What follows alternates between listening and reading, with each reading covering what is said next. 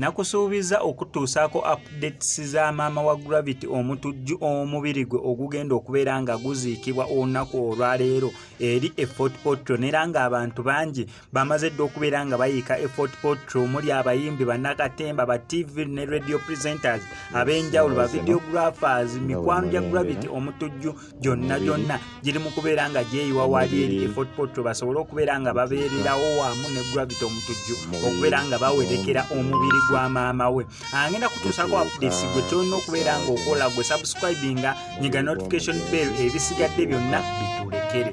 Embeera bweti bweri actually mwali mu kuziika maama wa Gravity Omuttujju Fort Portal. Omubiri gw'omugenzi